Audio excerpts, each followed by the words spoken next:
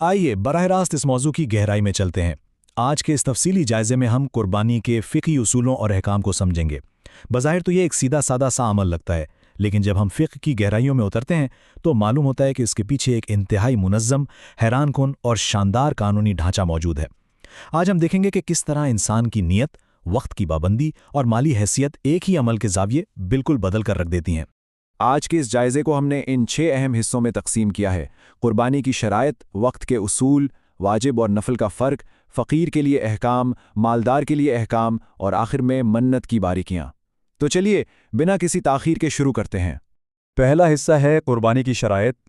सबसे पहले इन बुनियादी उसूलों पर नज़र डालते हैं जिन पर इस पूरी इबादत की इमारत खड़ी है। देखिए, सबसे बुनियादी चीज़ जो यहाँ सामने आती है वो है इंसान की नीयत। पहली शर्त यह है कि जानवर को खालिस्तन कुर्बानी ही की नीयत से ज़िबा किया जाए। दूसरी बात यह कि ये नीयत ज़िबा के अमल से पहले मौजूद होनी चाहिए। और तीसरी शर्त तो वाकई बड़ी कमाल की है कि अगर एक बड़े जानवर में कई लोग शरीक हैं तो सबकी नीयत इबादत होनी चाहिए। अगर किसी एक भी शख्स का मकसद सिर्फ गोश्त खाना हुआ तो किसी की भी कुर्बानी दुरुस्त नहीं होगी। ये इस बात की ज़बरदस्त अक्कासी है कि इज्तिमाई इबादत में नीयत का खालिस होना किस कदर अहमियत रखता है। अब आते हैं दूसरे हिस्से की तरफ, जो कि वक्त के असूलों पर मबनी है। ये समझना बहुत अहम है कि कुर्बानी सिर्फ मखसूस दिनों में यानी अय्याम नहर में ही दुरुस्त मानी जाती है। यहाँ जुग्राफियाई फ़र्क का फ़िक़ही उसूलों पर असर बहुत दिलचस्प है। शहरों में रहने वालों के लिए कुर्बानी सिर्फ उसी वक्त जायज़ होती है जब ईद की नमाज अदा कर ली जाए, लेकिन देहातों का मामला अलग है। वहाँ चूंकि अमूमन ईद की नमाज की शराइत पूरी नहीं होती, इसलिए वो 10वें ज़ुल्हिज्जा की सुबह सादिक के तुलू होते ही कुर्बानी कर सकते हैं। अलबत्ता एक डेडलाइन दोनों के लिए बिल्कुल हतमी है, और वो ये कि 12वें ज़ुल्हिज्जा का सूरज गुरूब होने के बाद कुर्बानी का वक्त मुकम्मल तौर पर ख़त्म हो जाता है। तीसरा हिस्सा, वाजिब और नफल का फ़र्क, यानी कब कुर्बानी लाजमी होती है और कब इख्तियारी। आगे के पेचीदा मसाइल को समझने के लिए ये फ़र्क जहन में रखना बहुत ज़रूरी है। यहाँ इस कानूनी ढांचे को समझने के लिए 3 अलग अलग असबाब बयान किए गए। अगर कोई मन्नत मान ले तो कुर्बानी वाजिब हो जाती है, चाहे बंदा मालदार हो या फ़कीर। लेकिन अगर माली हैसियत के लिहाज से देखें तो साहिब निसाब होना सिर्फ मालदार पर कुर्बानी को वाजिब करता है। और सबसे हैरानकुन बात जो हम आगे चलकर मज़ीद खोलेंगे वो ये है कि कुर्बानी की नीयत से जानवर ख़रीदना एक गरीब यानी फ़कीर पर कुर्बानी को वाजिब कर देता है। ये बड़ी ज़बरदस्त बात है कि इंसान की माली हैसियत किस तरह मुख्तलिफ कानूनी रास्ते मुतय्यन करती है। चौथा हिस्सा, फ़कीर के लिए अहकाम। हम अब इस फ़िक़ही बहस के सबसे पेचीदा और दिलचस्प मरहले में दाखिल हो रहे हैं जो उन अफराद से मुताल्लिक़ है जो शरई लिहाज से मालदार नहीं। फ़र्ज़ करें गरीब शख्स कुर्बानी के इरादे से जानवर ख़रीदता है। अगर वो ज़ुबान से कह दे कि मैं इसे कुर्बानी के लिए ख़रीद रहा हूँ तो कानून की नज़र में ये एक पुख्ता मन्नत बन गई और अब वही जानवर कुर्बान करना फ़र्ज़ है। हाँ, अगर वो मर जाए तो जिम्मेदारी ख़त्म। लेकिन असल इल्मी बहस तब शुरू होती है जब नीयत सिर्फ दिल में हो। फ़िक़्ह के दरमियान इस पर बड़ी ज़बरदस्त इल्मी आरा मौजूद हैं। जमहूर अहनाफ के नज़दीक कुर्बानी के दिनों में ऐसी ख़रीदारी उर्फ़न मन्नत बन जाती है, जबकि इमाम ज़ाफ़रानी और हलवानी कहते हैं कि नहीं, ज़ुबानी अल्फाज के बग़ैर मन्नत साबित नहीं होती। और अगर जानवर कुर्बानी के दिनों से पहले ख़रीदा गया हो तो अक्सर उलमा उसे वाजिब मानते हैं, जबकि कई नामवर उलमा इस मौक़िफ़ से इख्तिलाफ़ करते हैं।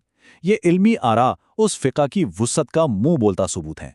इन तमाम मुख्तलिफ आरा को समेटते हुए मुफ्ती शबीर अहमद कासमी का एक नहायत मोहतात और मुतवाज़िन खुलासा सामने आता है।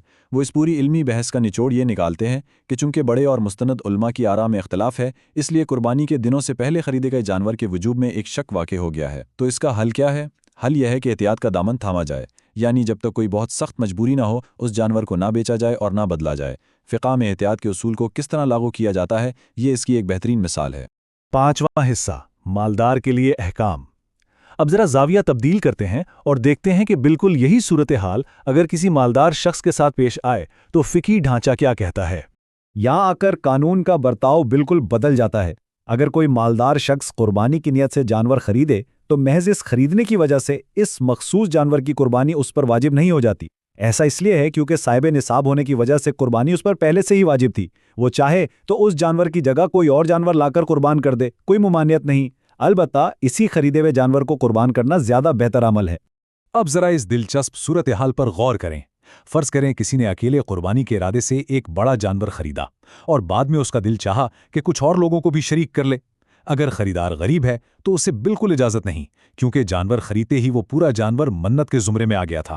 اگر اس نے کسی کو شریک کیا تو ان حصوں کا تاوان بھرنا پڑے گا، لیکن اگر خریدار مالدار ہے تو اس کے لیے ایسا کرنا ناپسندیدہ یعنی مکروہ ضرور ہے، لیکن اگر وہ شریک کر لے اور ان حصوں کی رقم صدقہ کر دے تو قربانی درست ہو جائے گی۔ دولت کا یہ فرق احکام میں کتنی واضح تبدیلی لا رہا ہے نا حیرت انگیز؟ چلیں اب ایک اور زبردست سوال پر غور کرتے ہیں۔ سوچیں، حالات اچانک تبدیل ہو جاتے ہیں۔ ایک غریب شخص نے قربانی کے دنوں کے آغاز میں خوشی سے ایک نفل قربانی کی، لیکن قربانی کے دن ختم ہونے سے ذرا پہلے اسے اچانک کہیں سے دولت مل گئی اور وہ صاحب نصاب ہو گیا، تو اب قانون کیا مطالبہ کرے گا؟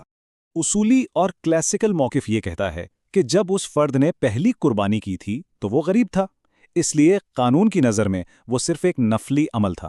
اب چونکہ وہ مالدار ہو گیا ہے اور وقت ابھی باقی ہے، اس پر واجب قربانی کی شرائط لاگو ہو گئی ہیں، تو اسے دوبارہ ایک واجب قربانی کرنی ہوگی۔ تاہم بعد کے یعنی متاخرین علماء نے اس معاملے میں نرمی دی ہے کہ قربانی دہرانا ضروری نہیں۔ ویسے یہاں یہ بات بھی یاد رکھنے کی ہے کہ اگر کسی کے گھر میں پہلے سے کوئی جانور پالا ہوا ہو تو صرف اس کی قربانی کی نیت کر لینے سے وہ واجب نہیں ہو جاتا۔ چھٹا اور آخری حصہ، منت اور دیگر باریکیاں۔ ہم اس تفصیلی جائزے کے آخری مرحلے میں ہیں، جہاں روزمرہ استعمال ہونے والے الفاظ کی طاقت کو سمجھیں گے۔ منت کی دو اہم قسمیں سمجھنا ضروری ہے۔ ایک ہے عام منت، مثلا اگر کوئی کہے کہ مجھ پر 2 جانوروں کی قربانی لازم ہے، اس صورت میں اسے کوئی سے بھی 2 جانور قربان کرنے ہوں گے۔ دوسری صورت ہے ایک مخصوص جانور کی منت، جہاں اشارہ کر کے کہا جائے کہ میں اس جانور کی قربانی کروں گا۔ اب قانون کہتا ہے کہ صرف اور صرف وہی جانور قربان کرنا ہوگا، لیکن اس قانون میں ایک نرمی بھی ہے۔ اگر بدقسمتی سے وہ مخصوص جانور مر جائے تو منت ماننے والے سے وہ ذمہ داری مکمل طور پر ساقط ہو جاتی ہے۔ یہاں ایک روزمرہ کا انتہائی اہم سوال سامنے آتا ہے جو اکثر ذہنوں میں الجھن پیدا کرتا ہے کہ کیا اس جانور کا گوشت کھایا جا سکتا ہے جس کی خاص طور پر منت مانی گئی ہو؟ اس کا جواب بہت حیران کن ہے اور اس کا تعلق سیدھا آپ کے ادا کیے گئے الفاظ سے ہے۔ اگر منت مانتے وقت قربانی کا لفظ استعمال ہوا تھا تو اس گوشت کو کھانا بلا کراہت بالکل جائز ہے، لیکن اگر الفاظ یہ تھے کہ میں اس جانور کو ذبح کروں گا تو اب اس گوشت میں سے ایک بوٹی بھی کھانا قطعی جائز نہیں اور سارا کا سارا گوشت صدقہ کرنا لازمی ہو جاتا ہے۔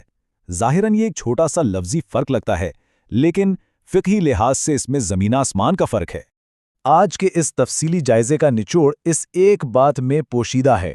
گوشت کھانے کا یہ سارا معاملہ دراصل ان الفاظ کے پیچھے چھپی نیت سے جڑا ہے۔ جب قربانی کا لفظ بولا جاتا ہے تو اندرونی نیت اللہ کی قربت کی ہوتی ہے، جس میں برکت کے طور پر گوشت کھانا بھی شامل ہے، لیکن جب بات محض ذبح کی ہوتی ہے تو نیت کا جھکاؤ صرف خون بہانے اور صدقہ کرنے کی طرف ہوتا ہے۔ یہ کتنی گہری بات ہے کہ کس طرح انسان کی خالص اندرونی نیت اور اس کے الفاظ اس کے بیرونی اعمال اور شرعی احکام کو مکمل طور پر تبدیل کر دیتے ہیں۔ اور اسی غور طلب پہلو کے ساتھ ہمارا آج کا یہ سیشن اختتام کو پہنچتا ہے۔ یقیناً یہ معلومات سوچنے کے کئی نئے زاویے فراہم کرتی ہیں۔